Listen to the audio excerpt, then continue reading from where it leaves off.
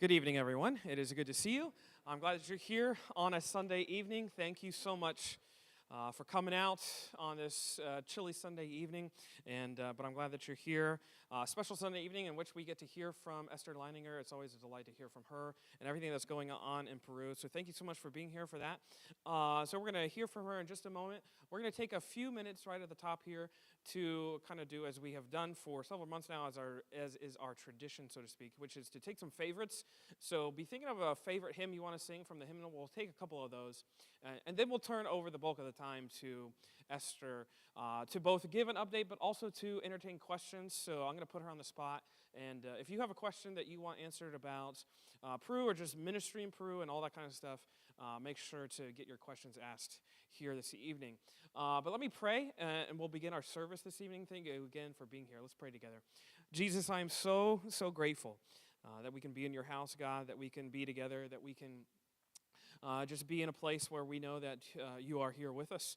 I thank you so much for the fact that we can gather as your church family, as brothers and sisters in Christ, and we can once again be renewed and encouraged and enlightened, not only by hearing from you and your word and your spirit, but just by hearing about how you are advancing your good news around the world. What an encouragement that is, Lord. Sometimes we get so just confined in our little space, God, in our little worlds, in our little neighborhoods. And I pray that you would just help us to remember, Lord, the big things that you're doing all over the world, the big things of saving people, of bringing them out of darkness and into light. Lord, that's happening all over the place. And Lord, help us to keep a healthy perspective, to set our minds on things that are above, and to remember that you are the one who's on your throne. And Lord, more than that, you're the one that is going to come again for us. Lord, we just love you, and we thank you so much for this evening. I pray that you would bless us together as we spend this time together, and I pray that you would be honored and glorified by everything that is said and done here. In your name I pray. Amen. All right, let's take a few favorites, and then we will get into, or I'll turn over the rest of the time to Miss Esther. Yes, sir. 338. We'll start with that one. And this is putting me on the spot, too, because hopefully it's ones I know. Okay, yeah, I know this one.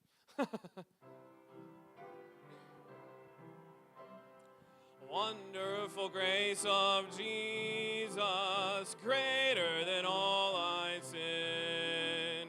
How shall my tongue describe it? Where shall its praise begin? Taking away my burden, setting my spirit free, for the wonderful grace of Jesus reaches me. Wonderful the matchless grace of Jesus, deeper than the mighty rolling sea, higher than the mountain, sparkling like a fountain, all sufficient grace for even me. Broader than the scope of my transgression, seeing it greater far than all my sin and shame. Oh, magnify the precious name of Jesus, praise his name. That's one of those ones where you have to just kind of find a note and hang on. So you did pretty good. You did really well with that one, so good job. Who else? Yes, Persia. 635. I can turn my pages. In the garden.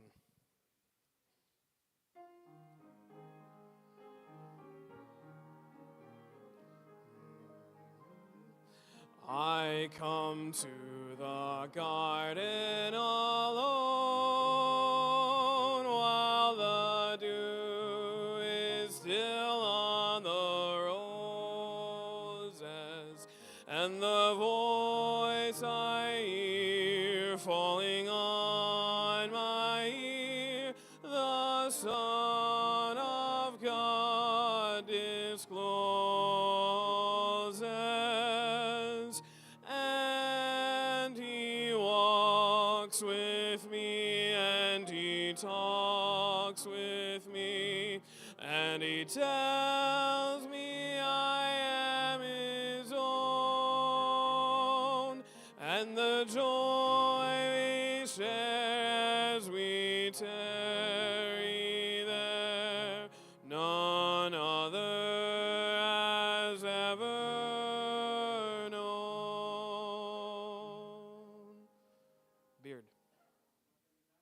179. 179.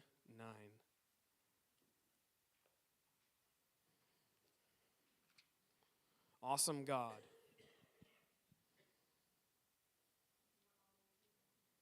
No, let's just sing it through, because I don't know all the repeats and stuff. I think I do. Or I'll just follow you. I'll just follow you. Yeah, let's just sing Talk to Bob. Yes.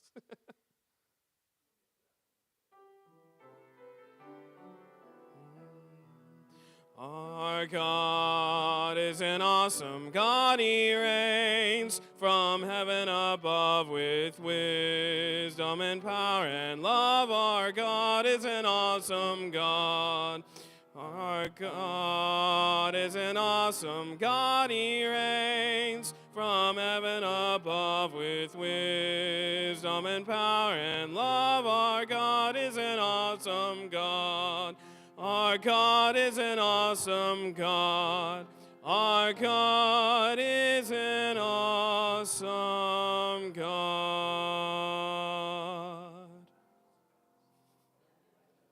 Who else has one? Anyone else? Natalie. 560.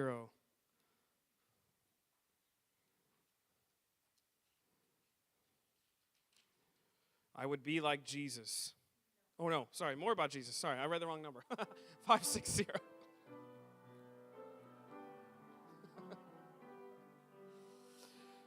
More about Jesus would I know, more of his grace to others show, more of his saving fullness see, more of his love who died for me, more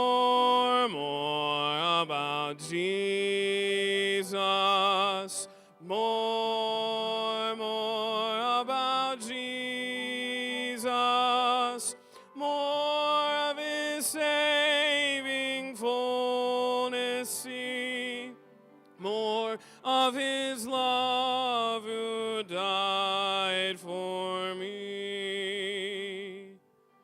Tiffany, you had your hand up. 705. I know this one. It is well with my soul. When peace like a river attendeth my way, when sorrows like sea billows roll, whatever my lot thou hast taught me to say, it is well with my soul. It is well with my soul. It is well with my soul. Let's end our singing time by singing that third stanza. Let's sing that third stanza and we'll end our song service for this evening. Let's sing that third stanza.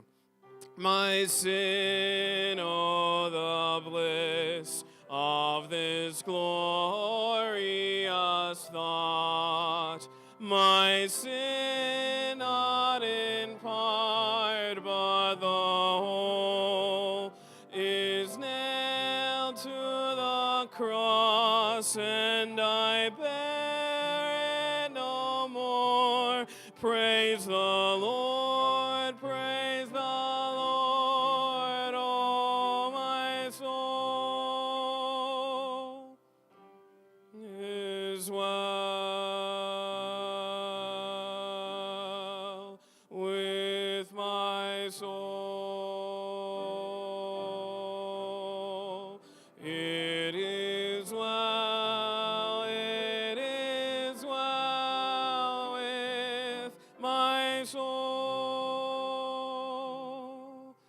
good singing.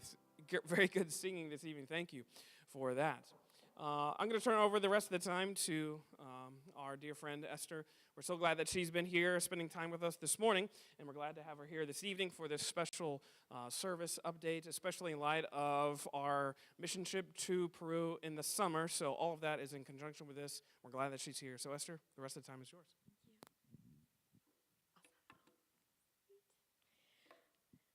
Hi, everybody. I really appreciate you guys coming out again tonight. This is so exciting. I love being able to share with you more about Peru, and I am really excited about time for question and answer a little bit later. Just wanted to spend this time, I'm going to go over a couple of basics for anybody who didn't make it this morning, but mostly we're going to talk about people. The people that I get to meet and have the privilege of working with down in Peru, and a little bit about their stories, so you can kind of get a feel for the type of people we're blessing and working with down in Peru. Can everybody hear me okay? All right, perfect. All right. I'll turn it off and back on. Let's see.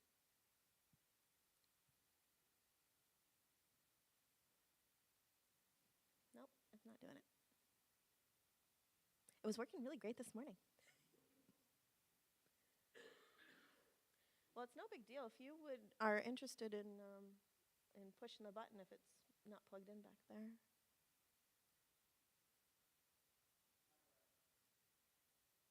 I'm clicking. Clicking. Oh, wait a second. Was that you or me?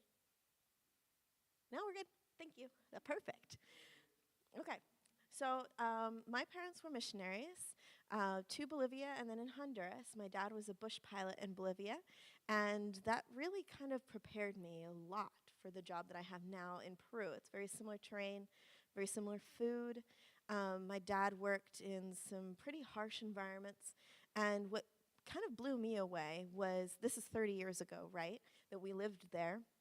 And when he came down in 2018 to visit me in Peru, it was, he said, we had stuff 30 years ago in what's considered the poorest part of the South America that you don't have here. Like, there's literally, this is so backwoods, this is so isolated.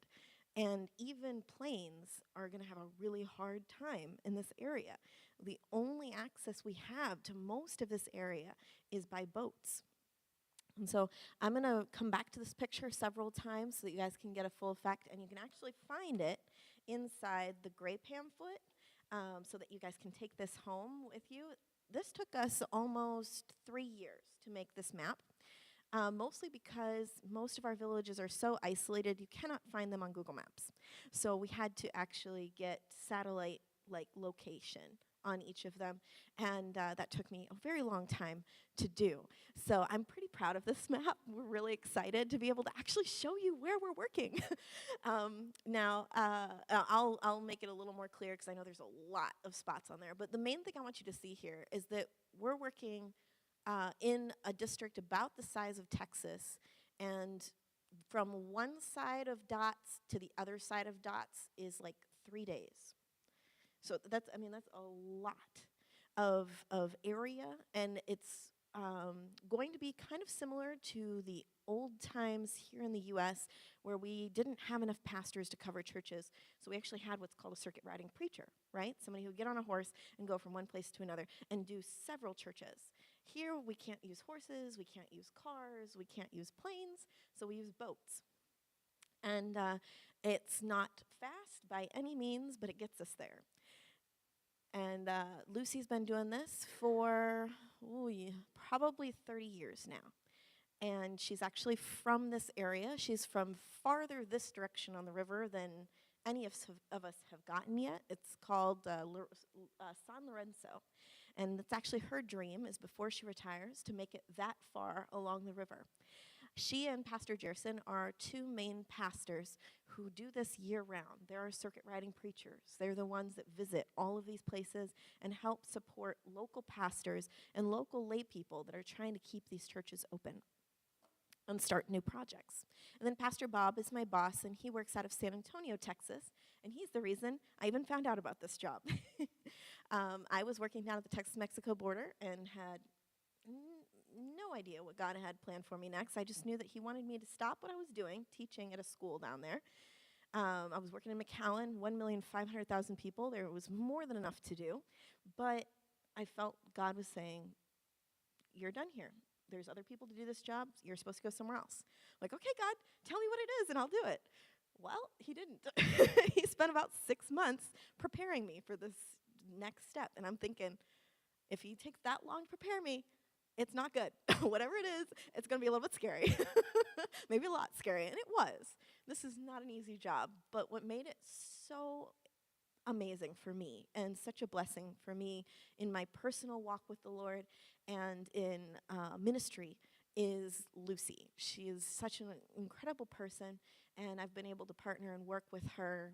It's hard traveling as a single person, so we do it together. We go to villages together. We share a wall, so if she screams, I know there's something going on that side, and I go help her. If I'm screaming, she knows to come over and help me. She and I have an understanding because I am deathly afraid of spiders, and every so often a big one gets into my house. And I'm good as long as it dies. If it's dead, I'm totally fine. It can even stay on the floor, like I don't care. But if it's moving, it's not okay. And so I'll kill it, but I'm screaming the whole time I'm doing it. Lucy, on the other side, has a deathly fear of worms, like any kind of worm. It just, they freak her out.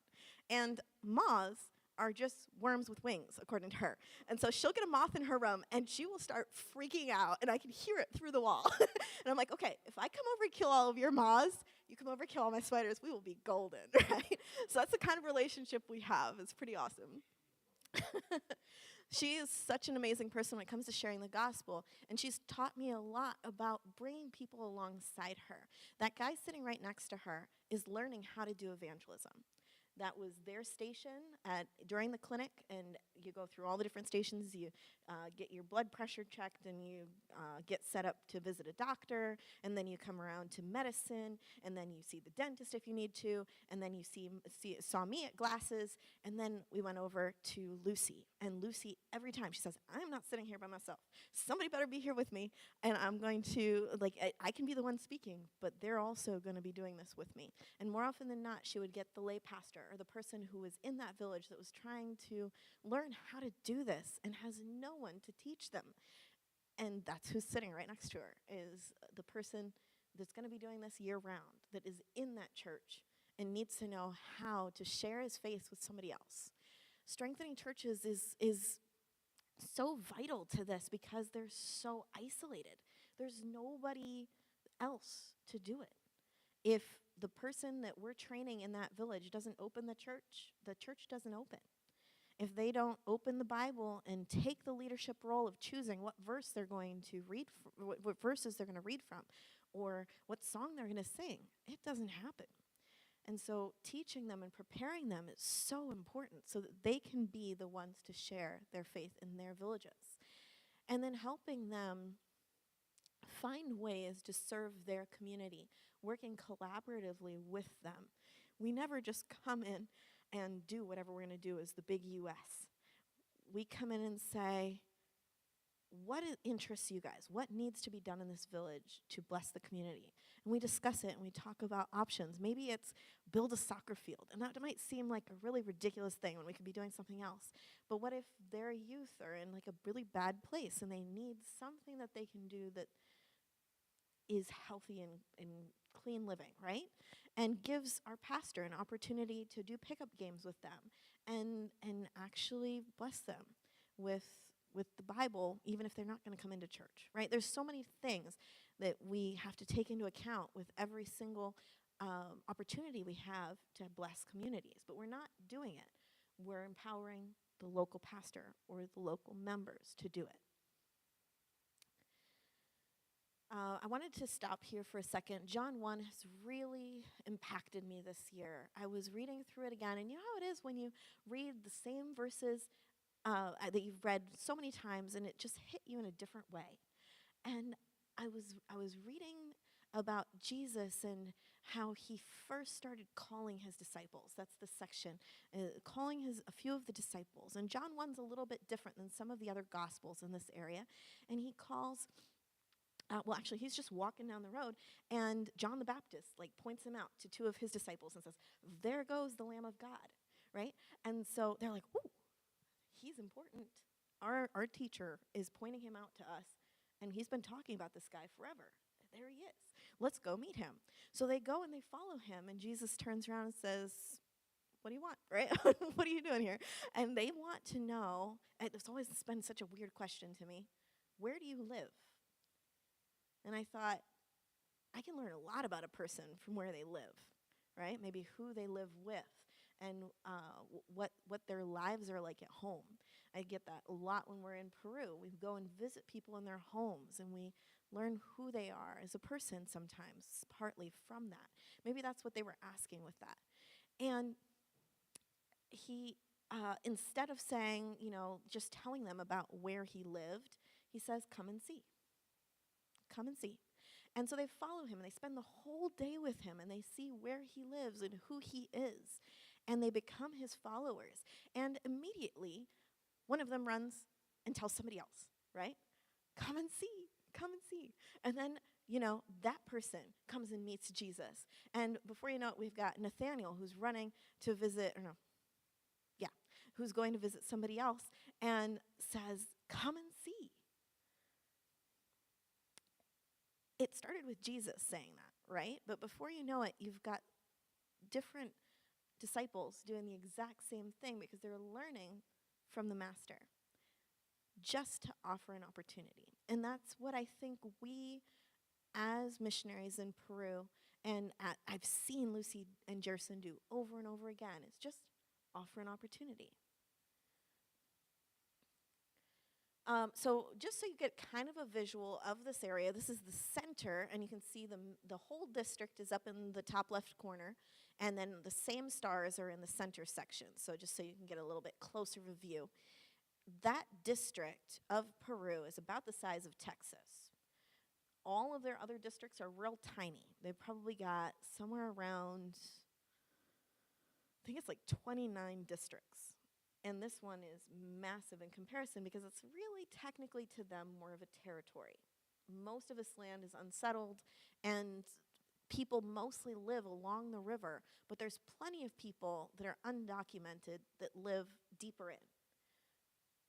So we find that as we build churches along the river, it gives us the best access as circuit riding preachers to reach them, but it also gives us access at some time during the year to people that live deeper in, because they have to come to the river to barter and trade with the rest of the community at some point. And so our best point of access has been the river, but we would love to get more deep into some of these areas. And we're going to do that not as our 4-person team, but through the people we're partnering with, through the people we're empowering to do ministry. So from Iquitos to Nauta, that's about a 2-hour ride on the one on the one road that there is, okay? That's a bus road. They originally put it in for ambulances, and the ambulances go so much slower than the bus. I told Lucy, if I ever get sick, put me on the bus. I don't care if I have to sit up, put me on the bus. Because we just passed that ambulance like it's not even moving. So that's the only road in the entire district. It's also the only place you can get medical attention. In Iquitos, we have a hospital and several clinics, and about a third of the population of the entire district. And then in Nauta, we have a decent clinic, but Nauta takes everybody along the rest of the river. Everybody along the rest of the river comes to them. And then if they have anything that's worse than they can handle, they ship them the other 2 hours up to Iquitos. You guys see how we're going with this? If you get snake bit out in Maipuco or Seis de Mayo, you're not going to make it. That's how bad it is in most of these areas. And it explains a lot of why people give in to the false hope that comes with witch doctors and other things like that, because false hope is better than no hope at all. As we build these churches in these villages, we're finding that people are finding a better source of hope, right? In so many ways, not a spiritual hope, but also physical hope through our community collectively working together, and Christ covering them with his, not just his protection, but his healing power as well. And we've seen that repeatedly in many of these villages. The 2-hour road, the same point on the river, and you can see how the river squiggles, is about 12 hours. So that, I just want you guys to picture, after that road, all of the rivers are like that. It takes forever to get anywhere. So Iquitos was our original, one of the first churches in the area. I think it was built around 1950, but I might be wrong about that. Somewhere around 1950s or 60s. And this building in particular is about 30 years old. Unbelievably, when they bought it, it was kind of like on the outskirts of town, and now it is literally like a couple of blocks away from the center of the city. It's an incredible location. But we don't have anybody to really take advantage of the opportunities in the area, because we're talking a third of the population of the district. We could be building 2 other satellite churches out of this area. If you guys are willing to pray, please pray for this church, because we really need someone to take charge of just taking advantage of the opportunities in this area. The pastor that we have there opens the building, but he's also just doesn't have the time to do ministry and feed his family at the same time. And Lucy and Jerson are now focused on everything that is Nauta and below, because with 18 churches, we can really only focus on about 8 of them full-time with intermittent visits to the others. We desperately need more people on our team, which is why Jerson, who just graduated with his diploma this year, and we're so excited for him, because that took him 8 years to accomplish all of the coursework. And not that it's that much coursework, but at first, when we first started our Bible Institute in that building, we're only doing 1 course a year with maybe 3 credits. And they were working ridiculous hours that 1 week just to make it through the classes. Now we do 2 a year, and we've found professors that make it a little easier on the students so that they can actually accomplish all of the goals that are required for the coursework. And so we're slowly, it should never take 8 years again, but he was one of our first students, and we're really proud of him. He has come alongside of so many people, so has Lucy. He takes the guys, Lucy takes the girls from this town. Nauta is about 30,000 people there. And originally, again, our village church was on the outskirts of town. And within the next 2 years, we should be literally the center of town. The Lord keeps giving us property that ends up being like right in the smack dab in the middle. And each of these people has a story. Kirubin on the left there, he and his wife just started joining our team about, maybe 2 years ago. And he is like a sponge. He's so excited about helping. He goes out with Jerson and helps him build churches. He's always willing to travel with Jerson, and his wife is so understanding. And I mean, they've got 2 little kids, and they make it work, even with all of the struggles just to make ends meet day after day, because none of them have a regular income. It's always either seasonal work or just what do we have to do tomorrow to get the food on the table tomorrow. They have sometimes their little, it's a little bigger than a garden. I don't know if you guys know what I'm saying when I say a truck patch. It's a decent-sized garden, but it's not a whole field, right? And it takes a whole family just to cut a truck patch out of the jungle and hold it, because you have to be out there multiple times a week cutting back all of the jungle that tries to take over your truck patch again. and so just that, and then you got to wait for the food to come in, right? So you're fishing, and you're cutting down whatever tree your whole village will go out and find a tree and work on that tree, but they have to get special paperwork from the government to take them. There's so many different things that make it complicated for them just to get food on the table. And these people are doing ministry at the same time. Pastor Nestor was a fallen away Christian, was an excellent pastor with us years ago, about 20 years ago. And over the pandemic, he got sick.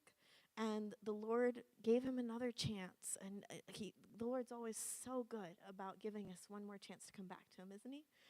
And he is right there with Jerson and always willing to help. And he helps us keep the Nauta church running. Sometimes Lucy and Jerson are both traveling at the same time. Who runs the church, right? Marvin next to him was a drunk. He's a really young guy. He's not even, I don't think, 30 yet. And he and his wife Astrid, who's there on the right, by the time he was in his teens, he was already drinking, which is very, very common there.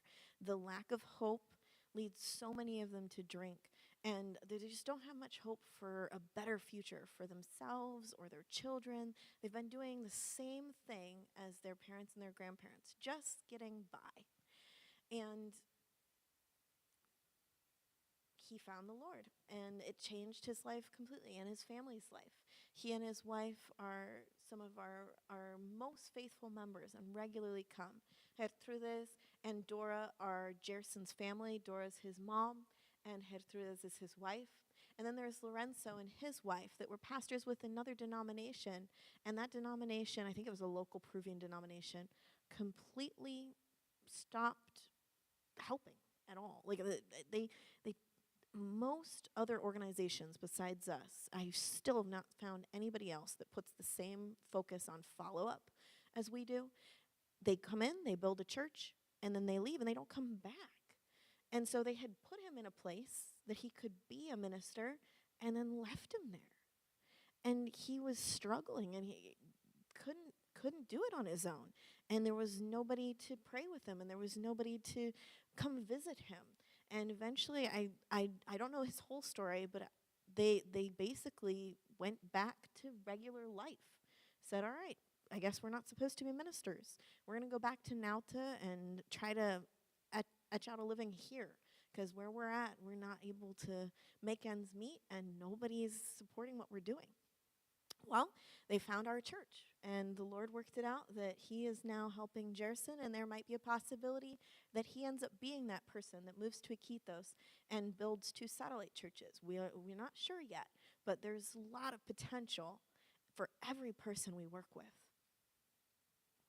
There's our 2 boats. The smaller one, I was telling everybody this morning, is more or less what we're thinking about possibly starting a program, and we're already working on doing not just the research, but also the fundraising to be able to do the pilot program where we send one of those boats with a new pastor who's going to be taking over one of our churches that has no pastor right now, and giving him a chance to use that boat to make a living. He's going to use it kind of like a taxi. But the cool thing about this opportunity is he can't drive that thing by himself. You always have to have somebody in back and somebody in front. So he's going to have to hire somebody from the community, which gets him an instant in with the community. He's also going to be ferrying people back and forth from the village all the time. He gets to know people from that village because he's got that instant in with the boat. And then on top of that, it gives him amazing opportunities to do ministry, not just with the people he's ferrying, but every place that he goes to visit. So there's a lot of potential for this project, but we still have some work to do on it. The bigger boat is what we built in order to be able to do the farther trips, because according to the locals, in order to get through the tide, or what do you call this thing? It's the swirl, whirlpool, thank you. In order to get through a whirlpool, you have to be twice as long as the whirlpool is across. And our little boat wasn't going to cut it. So when you do short trips, the little boat works great. But the long trips, and I'm going to show you, we're talking 20 hours from one place to another for some of our farther villages. You got to have the big boat. On top of that, it also helps us to travel with our teams, which we could never do before. Before, we would hire somebody to take our team out to a certain village, and then we had to hope and pray that he would actually come back and pick us up. That was not a good situation at all. And it's one thing if Lucy and I go and do it and, we're stuck there another week, not a huge deal. But when you have a team that has only 10 days, you want to get them home and back to their flight. So having our own boat also allows us to be able to get somebody out quickly if somebody gets sick. And that's another really great positive about having the boat. From Nauta, you can see it's about 20 hours to Maipuco, and that's about as far as we had been reaching just our team. And then I'm going to tell you the story about Pongo de Kainarachi, all the way at the bottom of the map. Now, that little white dotted line is actually the border, and it's still Peru, but it's the next district over. We didn't plan on going that far, but the Lord worked it out because, again, we were just training people in Nauta and doing our circuits, and there was a couple that stayed with us in the Nauta church over the pandemic. I wasn't there. Lucy and Jerson met them, started working with them, gave them the same training they're giving all of the others, and the year after they joined, and just before I came back, so I did not ever get to meet them before, they ended up having to move out of the district because nowhere in the district could they get the surgery that she needed for the tumor that was growing in her stomach. And it was growing excessively. It was benign, but it looked like she was pregnant. It just was growing so fast. And it took them like 6 months just to get into that hospital that was outside of the district. With all that being said, they move outside of the district along one of the main thoroughfares to get into our district where, everything gets shipped into our area. And it's a very common route for everybody to take. And there's no church. Even out there, there's no church. This is high Amazon, where they actually have kind of mountains, even though it's mostly still jungle. And there's a huge road, and there's a hospital, no church. No place you can buy Bibles. There's only one place in our entire district you can buy Bibles, and it's in Iquitos. But we had to take Bibles out to them. They're calling Lucy saying, we're using everything that you provided us. And she's like, wait, tell me the story. What's going on? And they said, well, we got out here and we missed the services. We had 6 services a week at your church. We were learning stuff. We were growing in our faith. And when we moved, we didn't have that anymore. So we opened up the Bible you gave us, and we started doing devotions in our home, and we invited our neighbors. Before you know it, we've got more neighbors than fit in our house. She's telling the story over the phone, right? We have more people than we can handle now. We've used up everything you've given us. What do we do? And we're like, this is a really good problem. We weren't planning on going that far anytime soon, but we will come out and visit you. So we took Bibles. We went and started talking to them about their vision because they weren't planning on staying there. But the Lord planted them there and gave them so much ministry to do in an area that has no church. And so we said, all right, what do you guys want to do here? We have a great, there's a lot of property that's available to us right now, and it's in an area of town that there is nobody living yet, but there's 200 lots that just sold off, and there's a whole bunch of people that are going to move in. We want to, and it's literally right across the street. We want to buy that property. We want to build a church on it. And so we partnered with them. They put about a third in. We had Nauta Church helping out, and here in the States, we were putting in to be able to buy this property and then also to build on it. We had 2 teams go down over 2 years, and that's Pongo de Kainarachi. We didn't have that plan. The Lord did that through 2 people that got just barely minimal training on how to share their faith. Gran Punta and Buenos Aires. The team from this church is actually going to visit Buenos Aires, and they're only about a half hour away from each other. But one is on the safe side of the river, and one is on the really tough side of the river. Buenos Aires happens to be the tough side. Sorry, guys. Gran Punta, we had a team go and build that church, and then that was maybe 12 years ago, and then the church started falling apart because of termite damage. Just about every 10 years or so, you got to rebuild the church. So we had a team from Augustiville Wesleyan go down in 2 years ago and rebuild the church, and they painted it this year. So it might actually last 15 years instead of 10, which is pretty exciting. And there is no pastor of this church. Even though I've got Limber up there with and his wife also, they don't have the confidence to be the leader of this church. But they still open the church. They still do all of the stuff. They just don't want to take credit for being pastors of it. Buenos Aires, this is Elmo. You guys are going to get to meet him if you come on the team.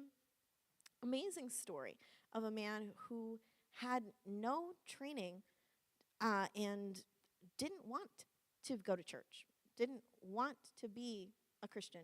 And his wife kept praying for him. He is a Christian.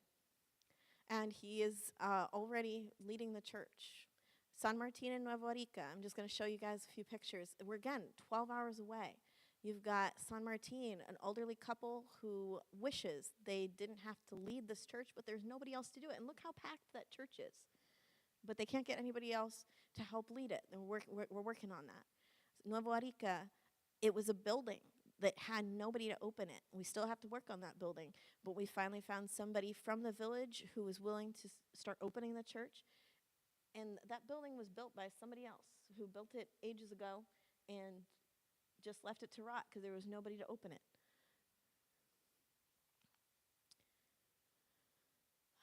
And this one's really cool. Yanashi is one of our oldest churches, and they've been going on for a long time.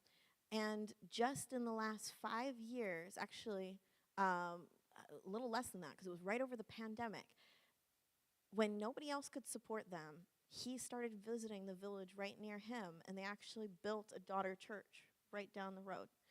Or, well, down the river, I should say. These people are doing ministry, even if we're not there to help. And that's what I want to encourage and challenge you guys. Thank you so much for what you guys are doing for these people, because they're hungry for it, and they're taking advantage of the opportunities we're giving them. Let's read this one together, you guys, this verse, Isaiah 55:11. My word will not return to me empty, but will accomplish what I desire and achieve the purpose for which I sent it. Every person we reach, it's just offering an opportunity.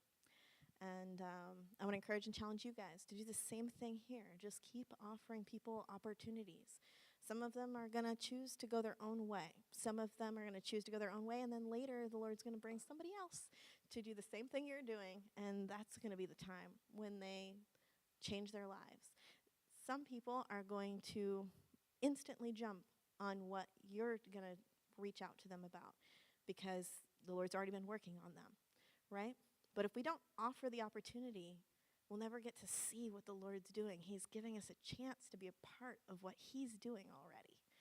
And you guys are already being a part of that across the world in a whole different place.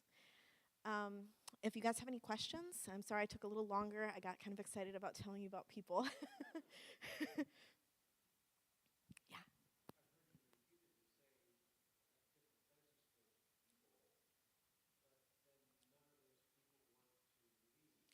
Yeah, it's a chronic problem and one that's completely understandable because in their minds and according to everyone else in Peru, they're considered lesser.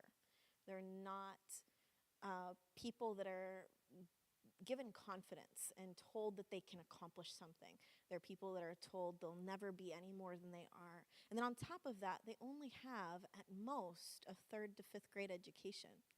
And so they don't feel prepared in any way to lead. It's a cultural thing. It's that this area of Peru isn't. It's kind of like the outback of Peru. It's the place where people, if you get any chance to leave this area, you're going to take it. You're going to leave this area as soon as possible, which is why Lucy's story is so incredible, because she actually got the chance to go to Lima, and then the Lord called her back, and she had a good job, and she was able to improve her education, and she had everything that everybody else in this district craves, right? And yet she came back.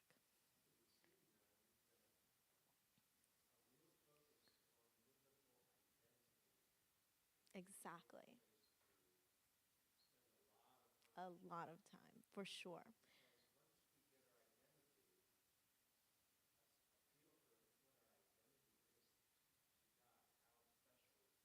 Yeah. Yes. And I'm actually, mhm. Yes, it does. It does. And that's one of the things that's, I mean, so valuable. And yet, these villages are so isolated. We only get a certain amount of time with them every year. And so we try and provide resources for them to do studies on their own. We try to keep in touch with them as much as possible, and we make our regular visits. And when we do, we go through studies.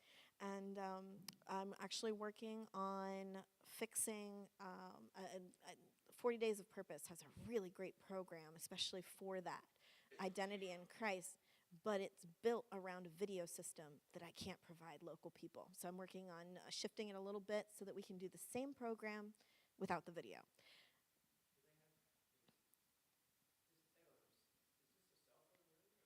It is actually very oddly. This area you're not going to find anywhere that you can get internet access built into your house, right? It's just not possible. But because there was oil discovered in this area, third, the fourth, somewhere between 30 and 40 years ago, they started putting in, before they got the pipeline in, they had boats, huge boats that would come in at certain times of the year and collect the oil and ship it out. And in order to keep track of those boats and to keep in communication, there were actually satellite towers built in for them to use only. And over the last few years, it's been sold off and turned into a couple of different companies that sell, they actually basically give away cell phones with just like 2 minutes on them and get people hooked on the idea of, I can call my great aunt or my cousin twice removed, or, that I've never talked to in forever. And then as soon as they have just a couple of soles again, they'll buy another card so that they can call. Lucy has a whole list of people on her phone contacts. And if she went down through and just clicked each one to call, you'd end up with no signal. Like, you're not going to get through to almost any of them. But they'll end up calling her at some point because they bought those couple of minutes. And so then it'll come up as caller ID because she has them in there already. So she can't get a hold of them to save her life. But when they have a few minutes, they'll call her and tell her how the church is doing and everything. Not too much. In Iquitos and Nauta, you'll see that more. But not as, yeah, I know. I would love that. That would make things easier in a lot of ways. There's few villages. It's actually become a problem, though, because they get into stuff that's not helpful, like pornography, right? So those who do have access aren't using it the way we would love for them to be using it. Yeah. So it's mostly seasonal work. It's mostly seasonal work. They do almost all have some kind of a truck patch or a garden, but it's only going to produce every 4 months or so. They can do crops year round, but certain crops take 6 months. There's even a couple of crops that they do that take a whole year. And the horrible thing about some of those crops that provide like some really good cash crops is if the river shifts or comes up earlier than expected and either washes away what they've been growing or basically soaks it, right, so that it's not viable anymore. Because a lot of what they grow is root vegetables like yucca. And as soon as that gets waterlogged, it's about half as valuable as it was when it was dry. So, I mean, even though you can pull it and you can do a process to it to make it at least food again, it's not going to be as valuable as a cash crop anymore.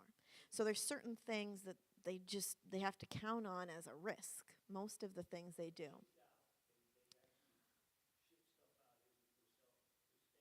Right, right. And what's kind of cool about the boats that we might be able to do with these pastors is that it provides people with the opportunity to actually ship it out themselves and cut out the middleman. Because there's a few boats that run up and down the river and buy cash crops from these small villages when they can't afford to go to Nauta or Iquitos themselves to sell, and they rip them off every time. And they know it, but they can't get to the bigger cities to sell it themselves. So having somebody like a pastor who has a boat and they can pool together for the gas and just ship all of their food together would be a huge boon to some of these villages. Yeah.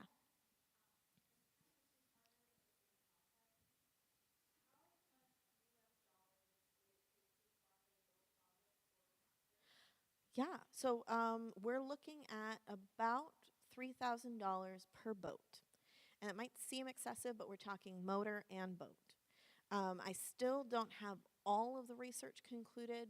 The, there's a few things that we're sure of with the boat that's the smaller one.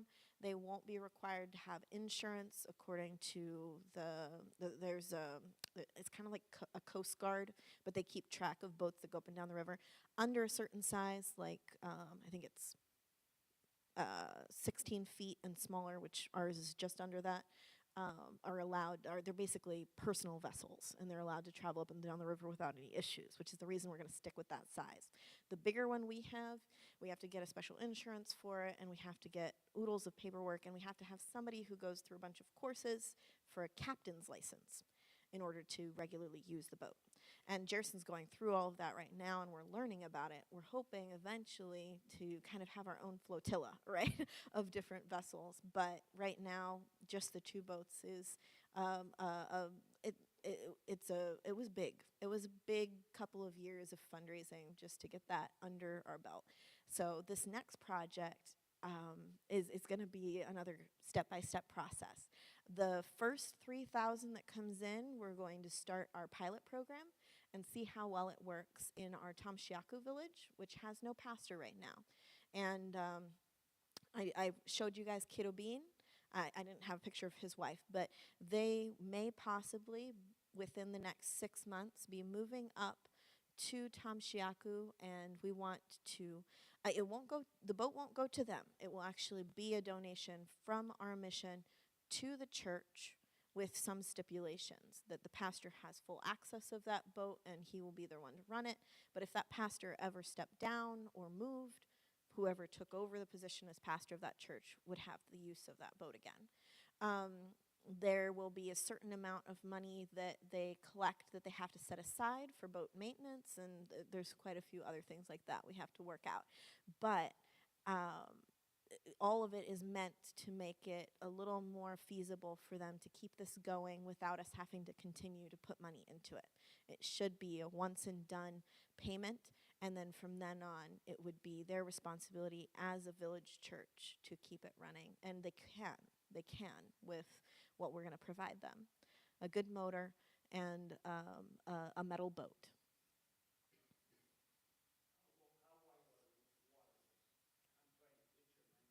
The water, the edges of the water? Oh yeah, no, much much bigger. When Lucy came up here to visit, and there's a river down in Virginia that is actually very similar to Susquehanna, and they're like, "This is our river," and she just giggled. She's like, "Oh, this is your big river." No, this is much larger. I'm saying that she was giggling at the Susquehanna. The river system that we have can be miles across in certain areas. Most of the Marañón River, which we have as a source river to the Amazon, is going to be 3 to 4 football fields across at the smallest. Yeah. The depth really depends. But we're talking about a whole ton of water that is flowing very fast. That's one of the first things we train any team that comes down how to deal with. It's very similar to if you fall out of the boat, for example. We always have life vests and all of that. You never try to get back in the boat because you're already too far away. The river is that fast moving. Even the local nasties, like all of the different things, like the caiman and the anacondas, and even like the nicer stuff, like the dolphins, do not like the fast-moving water of the main stream. You're going to find those in kind of like the swampy areas more. The main river stream, the danger is the actual river because it's ripping sections of land off of the side of the bank. And I mean, sometimes I even see whole islands traveling down the river, like whole chunks of land that are being ripped off and taken downstream. Now, it slows down about June. Right, May, June, you're going to see a whole lot less junk in the river, but you're still going to have a lot of logs and random debris in the water. So that's why it takes 2 people in every boat. There's one person in the front of the boat you don't talk to because that's their main job, is watching the river, and they cannot be distracted. And every time they see something, they're motioning to the person in the back who's piloting the boat to go around it. There's also sandbars because the river is bringing so much debris down and then it settles in a spot. So you'll have a sandbar that wasn't there even last year. And then you've got issues with uh, other boats that have crashed and they're somewhere under there. So there's all kinds of stuff that you can run into on the main stream. And they do this all the time. This is just normal, right? Yeah. But it's a huge river. It really is huge. And we're talking, most of our villages are along the Marañón, which is just one of the source rivers to the Amazon. The Amazon, like I said, it can be miles across. And as it gets into Brazil, it goes wider and wider. And because all of the land is pretty low, it can actually cut its way into a whole new river. Basically what I'm saying is every 5 years or so, the whole river just says, I'm going to go over here. And so whole villages we've had, some of our villages are 20, 30 years old. Some of them we built 20 or 30 years ago aren't in existence anymore because that village no longer exists. It was too far away from the river after about 10 years, right? So there's always that risk when we build a church that it might not be a church forever. That village may move altogether to a location a little closer to the river or farther away, depending on where the river is moving. And then sometimes they all just disperse and say, I'm going to go live with my cousin who has a better property over here. The other one goes to Iquitos. The other one goes to somebody else goes, I'm going to go to San Lorenzo and try there. And there is no village anymore. But it all is based on the water, which makes them semi-nomadic. So when you were asking me about their lifestyle, it's move into an area, plan on about 5 years. Build your chakra, your land spot that you're going to grow your plants. Find out what people locally do, where the good fishing holes are for eating every day, where the best hunting areas are, and that's how you live. Some of them have a few other things they can do, like fix shoes or repair boats, and that helps them get by when they can't get any fish or when they can't, when their kid, needs clothes, something like that. But it's never, I work this job every day and receive a payment for it. Now it's in Iquitos, we're finally getting a few jobs like that, and they're mostly in the open air market. Anybody else? Yeah.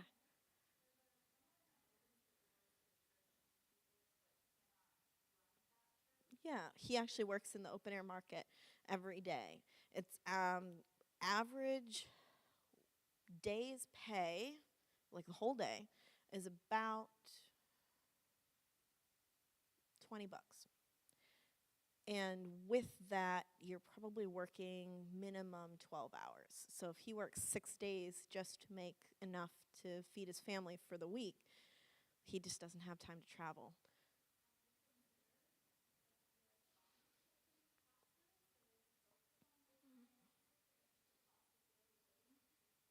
We definitely have. Yeah. Right now, yep. Right now, the only ones we're doing that for are Lucy and Jerson because they're constantly traveling, and they literally can't do another job. And that's been the only people we've ever done that for. And if we were to take on someone else, we'd have to do all of them. For one, that's one of the struggles. But the other one is we never want them to become dependent on us. And that's the main one. I mean, if it really came down to that and we thought it was the best situation, that's what we'd be fundraising for. But that's why the boats seem like the best option right now, because it won't cause them to be dependent on us. It's a one-time thing and something that they upkeep themselves. And we'll hopefully do exactly that without having the regular stipend coming in every month. The Lord has the cows on 1,000 hills, right? I mean, he can provide what we need to be able to do this, and he hasn't, because I think that's why. He doesn't want these people to be dependent on us. Over the pandemic, there were times we couldn't even send Lucy and Jerson their stipend at all. Like, the banks closed down for sending money down for a time. We couldn't go down. We literally couldn't travel down. There was no way. We didn't have teams going. There was no way we could support them at all.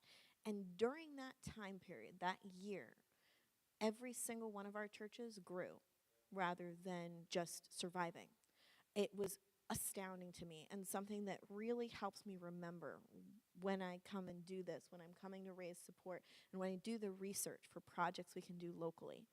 We don't want to impede ministry in any way. And sometimes by being the one that's always expected to help out and be available and do some of those things financially, we can actually cause a detriment to local people. So we have to be so careful. Here too, everywhere, exactly. But yes, it's one of the things that breaks my heart when I go and visit people. But when I go, it's not like I don't help. When I go into a village, I showed you San Martin. That couple is just such a sweet couple, the elderly couple. That's all they had was plantain, which is like a starchy banana, and fish. That's all they had in their house, all they had to give, and they gave a good portion to both Lucy and I. When we go and visit villages, we always take a gift of something for the host family: rice, oil, sugar. And usually that's what we eat while we're with them, because they're going to turn it right around and they're going to make it to feed all of us. When there's a really bad flooding, like there was in 2021, I actually have a certain amount set aside for emergencies. And we go into villages. That year in 2021, we visited 10 villages in 10 weeks. And we brought each family that went to the church, through the church pastor, we donated 1 month's food supply to every family through the pastor in the church. That we can't do that every time, but when there's issues or really hard times, that's when we can step in and do those kind of things and bless everybody. Thank you guys so much for your time. I really appreciate it. Thank you for having me, and thank you for what you guys are doing. The funding and the prayers, everything. It makes a big difference.